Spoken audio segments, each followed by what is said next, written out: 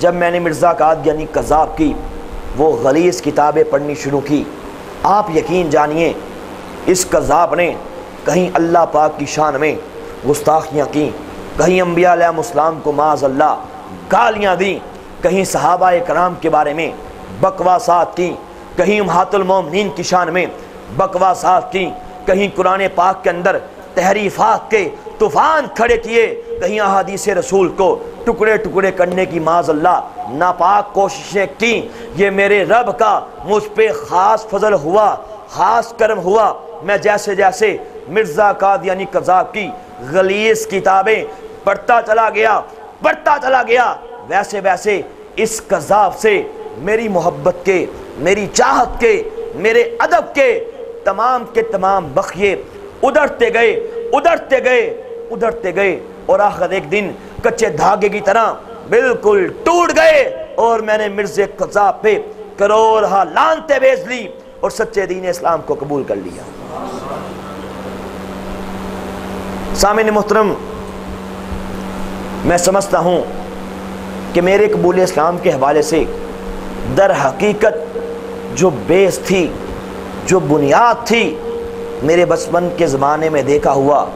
وہ مبارک خواب تھی، وہ پیارا خواب تھی، جس خواب کے وسیلے سے،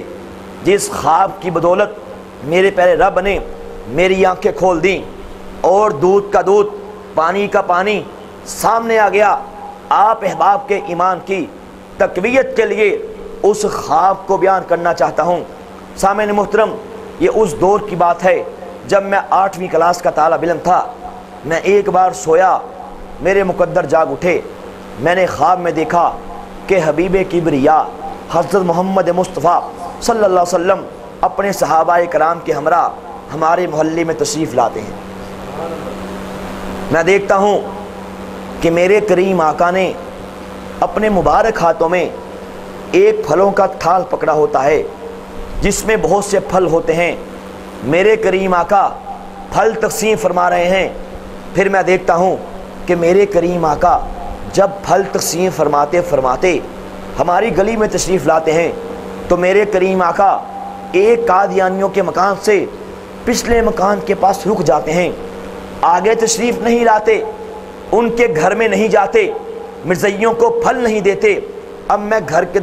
باہر کھڑا سارا منظر دیکھتا ہوں، لیکن جیسے ہی میرے کریم آقا مجھ ناچیز کی طرف دیکھتے ہیں،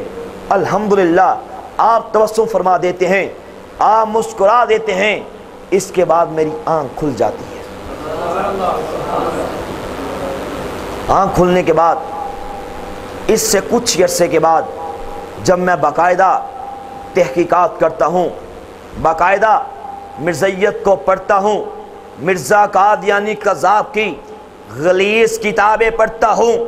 اپنے بچپن کے زمانے میں دیکھے ہوئے اس خواب کے بارے میں بار بار سوچتا ہوں آخر اس بات کی کیا وجہ تھی کہ نبی کائنات پیچھے سب کے گھروں میں تشریف لے جاتے چلے گئے،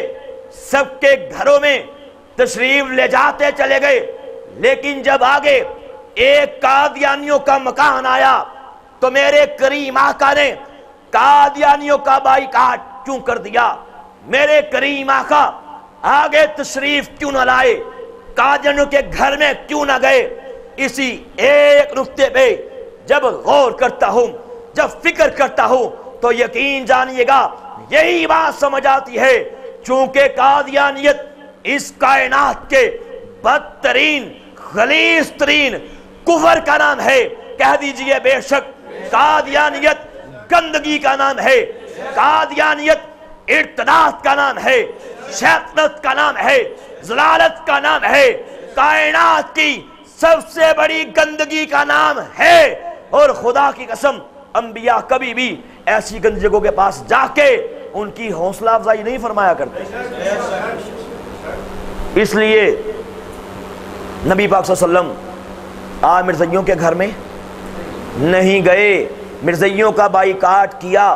انہیں پھل نہیں دیے، لیکن میں سمجھتا ہوں کہ در حقیقت میرے کریم آقا نے جو نظر رحمت فرمائی مجھ ناچیز پہ ڈالی، در حقیقت میرے پیارے آقا کا میری طرف تو دیکھ لینا، نگاہ کرم فرما دینا اور تبسم فرما دینا، اصل میں یہی میرے قبول اسلام کا باعث بن گیا۔